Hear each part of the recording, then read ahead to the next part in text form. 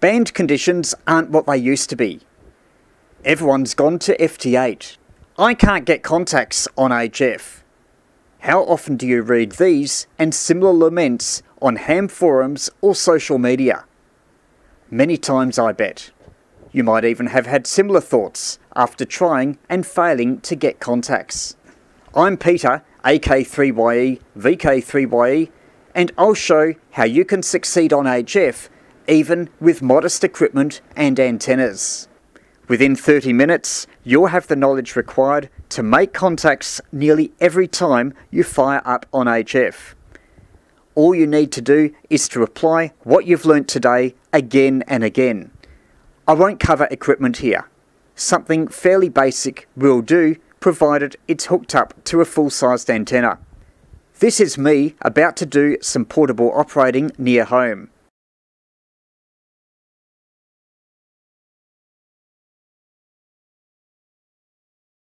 I'm only taking the least necessary, yet I still make contacts about 95% of the time. That's even though I'm QRP and using SSB.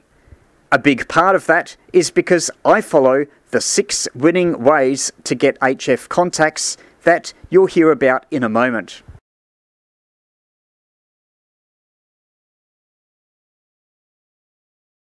I'll go through a quick summary and then get into more detail for each. The first thing you could be doing is casually tuning around or scanning the band. You hear someone calling CQ, and CQ is a general call to all amateurs, and you reply to them. Secondly, you could be tuning around, but this time looking for a conversation about to finish. Then when they have, you call one of the stations involved. That's called tail ending. Very, very important, and I'll spend more time on that later on. Another option you could do is to join a round table or net conversation where they take check-ins, that is, people wishing to join. The fourth option, if you're not hearing much on the band, is to put out a general call yourself. That is, you call CQ. Calling CQ is a distinct thing about ham radio and contributes to its openness. For instance, with other electronic communication, like making phone calls, you don't just go randomly calling people, unless you're trying to sell them something. Another option, a little bit less preferred, is to break into an existing contact in progress. There are certain rules and conventions about that, and you'll hear about those later on. Finally, you could pre-arrange a contact with someone, setting up a sked, as hams call it. So that's the 6 main ways you can get contacts on HF.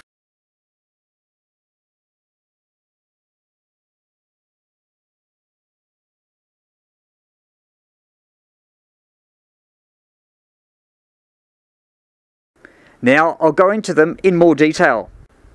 Now a lot of hams do stumble here. VHF, FM and repeaters, as I mentioned before, is a bit different to HF amateur radio. So keep listening and I'll fill you in on the procedures that you need to know. Number 1, of course, as we learnt before, was responding to other people's calls. That's one of the best ways that you can serve ham radio, is to listen, and then if someone's calling CQ, anyone, then always respond to them. You can really make their day. They might have just got their license, put up a new antenna, climbed a mountain, or be passing through your town. In all cases, they'll appreciate your reply. A general call is a call that invites anyone listening to respond. On HF, this is most often the letters CQ followed by your call sign. More on that later, including an example. Finding people calling is like fishing, dragging your net along and awaiting your catch.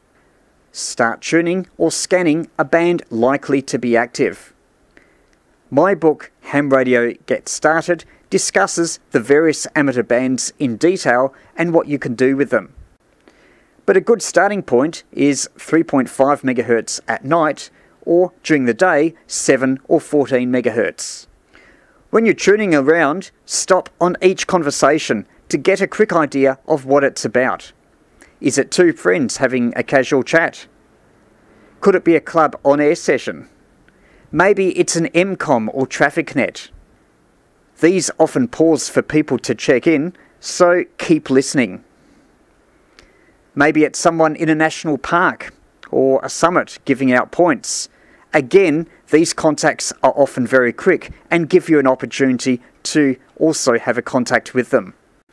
The same goes for people making rapid-fire contest contacts. Remember, when you're tuning around, remember the active frequencies. Tune back later to see if the same people are still there. Or maybe there's someone else talking, or maybe activity has finished. All these present opportunities. Also note the call signs you hear. On HF, that will tell you what conditions are like to various parts of the country or the world. Each country has their own call sign prefixes. For instance, in the United States, all their call signs start with A, K, N or W. Canada is VE, Japan is J, and so on. You can look them up online. Yours up, CQ20 for India 1, Echo, Bravo, Delta, yours up. When you hear something like that on the air, your ears should prick up. That means they're seeking a contact and want your reply. Listen, write their call sign down, and respond about 2 seconds after they finish. Replying can be as simple as saying your call sign once or twice. VK3YE. That works for fast-paced HF operating like contests. If the CQ call is leisurely, then your response should also be similar. Say their call sign, followed by your call sign, and maybe use phonetics, as that can often help.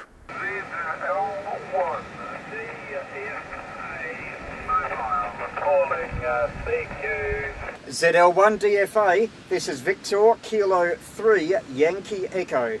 Victor Kilo 3 Yankee Echo portable. Now, the moment of truth. Did you get through or did you not? Ideally, the calling station will acknowledge you and then give their name and a signal report. That's common when signals are strong.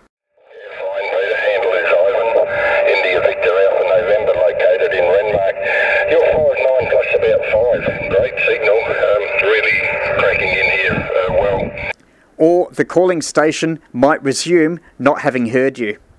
Call again in case signals improve. Another thing that could have happened is they could have come back to someone stronger who was calling at the same time you were.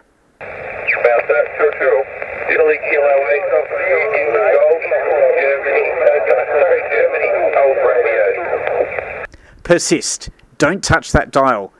Keep listening because they might have heard you and call you in a moment. Just to sum up, answering other people's CQ calls has a pretty high chance of success, especially if signals are strong and you're within about 2,000 miles. Sometimes though, conditions are good, the band is active, but no one is calling CQ. That's where you'll need other tricks. Tail ending. This is really good. Remember how I suggested that you keep tabs on frequencies when you're tuning around? That's essential if you want to make contacts with tail ending. You need to be an active listener searching for contacts about to end, involving people likely to hear you. Tune past long-winded contacts unlikely to end soon. Instead, seek frequencies where people are making quick contacts, or where they've said they're about to sign and go and do something else. These are both signs that the contact is about to end and you have an opportunity to jump in. Call one of the stations just after they've signed. Chances are that someone will hear you and come back to you. The contact can then continue in the normal way depending on if the other station is able to stick around. Here's an example where 2 stations tail ended, but I stuck around and still got a contact. Yeah, thanks, Andrew. Appreciate it, mate. Thanks for the activation. 73. VK1DA portable, VK3YE portable. Yeah, VK3 Fox Mike X-ray. Okay, there's a portable station and VK3 Fox Mike X-ray. VK3 Fox Mike X-ray. Let's make it quick, and you are 5 and 9. Go ahead. Yeah, no worries. Thanks very much for that. You're also 5 and 9.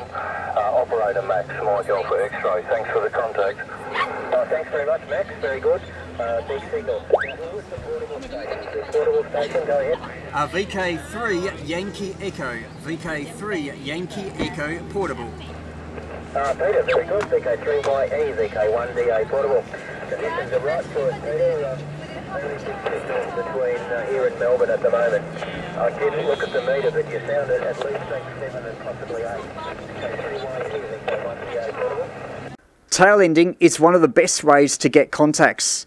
However, timing is critical, something that you'll only learn with experience by doing it again and again. Your active listening may find groups of people all on the one frequency. Chances are that it's a net. They can be a casual round-robin style or a formal type with a net controller. There can be anything from 3 or 4 people on to maybe 10 or 15 people on. It all depends.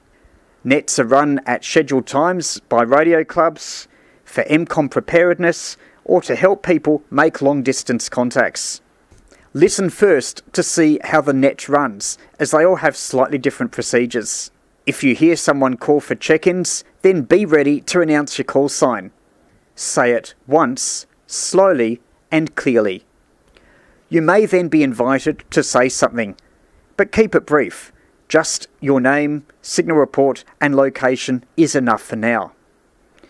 You can always ask someone on the net to stay around afterwards later, or when the net finishes, the frequency is free and you can use it to call CQ. Very often there'll be people listening, including those not even in the net to start with. Nets aren't everyone's favourite ways of getting contacts on HF. Personally, I prefer one-on-one contacts. However, they are very popular and you can make a lot of friends on nets, especially if you're just starting out. And they're great for testing antennas, as you can get signal reports from many people at once. Number 4, we covered answering CQ calls before. If there are a few other signals around, no one calling CQ, and no nets happening, the next thing is to call CQ yourself, especially if you know that the band is likely to be open. Again, it's a lot like fishing. Your call is your line. You could be talking to a hiker in the Rockies or a neighbour with antennas that you've never heard on the air before. It might even be me, pedestrian mobile, somewhere on a beach in VK3. With a good antenna at the right time, you'll get people from thousands of miles away replying. Key to success is getting on a suitable band and finding a clear frequency. Your listening that you did before would have given some clues. Depending on the band you're using, those clues can come from other contacts, beacons, or even online resources like WhisperNet or PSK Reporter. My book, Ham Radio Get Started, is also useful with many tips. Punchy audio and a good signal helps your response rate. If you're weak, others are less likely to reply because they'll assume that they'll also be weak at your end, not knowing anything about your station or conditions. Success with calling CQ is one of the best ways to know that your station is effective and getting out. So, how do you call CQ? I'll assume you're an SSB. Follow exactly what I say and you won't go wrong. First, pick your sideband. Normally it's upper sideband for voice and digital modes, with exceptions being 1.8, 3.5 and 7 MHz, where it's lower sideband for voice. It's just tradition, but you get better results if you use what everyone else does. Then select a clear frequency within your license conditions and the band plan. You want it to be in a popular part of the band where many people are tuning past. But you don't want to be right near someone else's frequency. That's because no one wins if your signal is right under someone else's. So you should listen for a bit, and then ask if the frequency is in use. As well as being good manners, that puts you in the clear, which is what you want if you expect people to come back to you. It's not foolproof though. Most HF bands have a skip zone, where there's a certain distance that people can't hear you and you can't hear them. And conditions can change. Still, it's a good start. A lot of newbies ask if amateur bands are channelized. HF ham bands are not. Neither are their formal calling frequencies. HF ham radio is very different to 27 MHz CB or 2 meters FM. The main exceptions are the 5 MHz band and 29 MHz FM, though I won't go into those today. Not having channels means that you can operate on any legal frequency within your allocation. Despite that though, a lot of HF amateurs do set up so that their frequency is a multiple of 5 kHz. Maybe they just like how it looks on the dial, but there's no real reason for it. In fact, you might get less on-frequency interference if you go the road less travelled.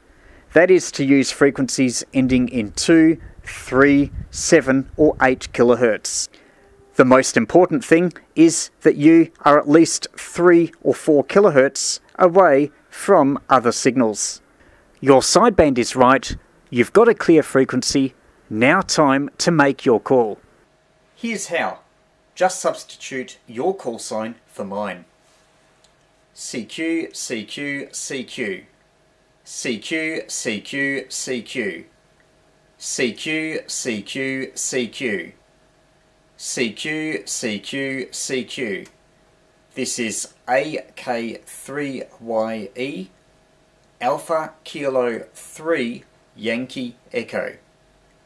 AK3YE, calling CQ, CQ, CQ. CQ, CQ, CQ. AK3YE, Alpha Kilo 3 Yankee Echo. AK3YE, calling CQ and listening. What you just heard would be fine for casual operating on HF. If it's a contest or the band is busy, then a shorter call with less repetition would be better. Listen a reasonable time for replies before resuming calling. That lets your ears adjust to hearing weak stations that may be responding. About 15 to 20 seconds after long calls or less than 5 seconds during busy contests is about right. Don't worry if you don't get a response after your first, second or third call. People need time to find you.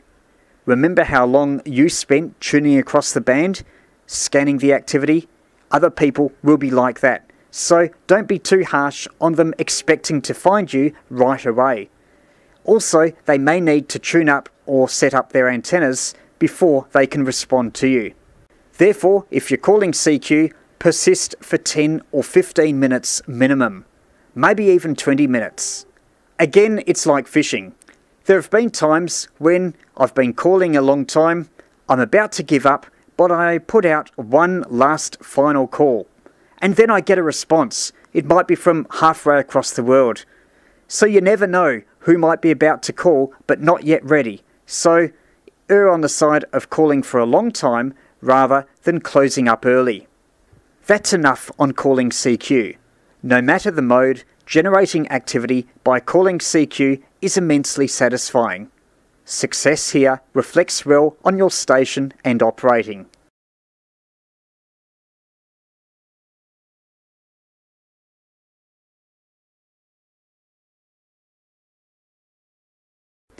Activity begets activity, so make a habit of calling CQ every time you turn on the equipment after having a tune around.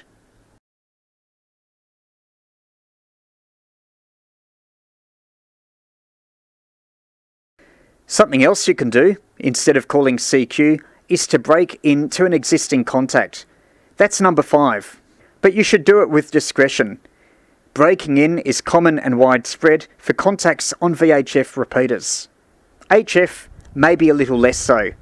Every ham, though, has moments when the urge to break in is irresistible. For example, they've just put up a new antenna or got a new transceiver. If they're after a signal report on that, few people in an existing conversation would begrudge them the opportunity to get a quick report. Just don't jump in and monopolise the conversation further. When you're breaking in, timing is critical. The golden rule is never talk over someone else. Also, never say the word break or break unless it's an emergency. Instead, just insert your call sign between transmissions. With any luck, they'll hear you and call you in. With less luck, they won't hear you, but keep listening anyway. Not infrequently, a third person that did hear you later breaks in and a contact may be possible. But if you do break in, keep your transmission short, at least for the first few, as you are a guest to their conversation. And that brings us to the last way of getting a contact, and that is to arrange it. You can arrange online or maybe on another band, like 2 meters, if you're setting up your first HF contact. One example is a lot of amateurs might talk to the same group of people at a routine time, so they have a sched. They gather on a particular frequency at a particular time every day or every week. People transmitting from a sought-after country, national park, mountain summit or island for an award often announce their expected frequency and operating time beforehand. Activating a park or summit like that is a great way of getting lots of contacts. You'll get far more contacts doing that than if you stayed at home. So I really recommend looking up POTA or SOTA programs in your area. Pre-arranged contacts are perhaps less challenging than those randomly made, but they are fully legitimate and very common. So don't shy away from them, especially if planning a special activity. I've outlined 6 winning ways of getting HF contacts. Learn what they are, practice them, and keep doing them. You'll get more contacts on HF than you ever thought possible. If you enjoyed this and want to learn more, then check out my book, Ham Radio Get Started.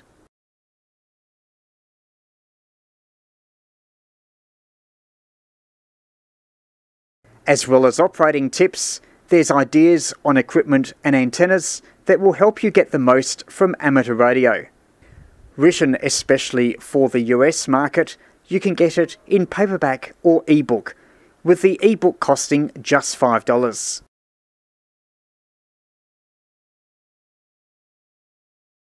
Ham Radio Get Started isn't my only book. Other beginner references include 99 Things You Can Do with Amateur Radio and the Illustrated International Ham Radio Dictionary. Also, for those into low power and portable antennas, I've got other books including Minimum QRP and various antenna books.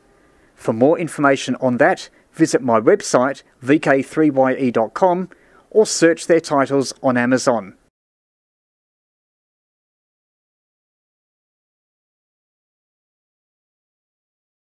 Thank you for watching, and please stick around for the discussion.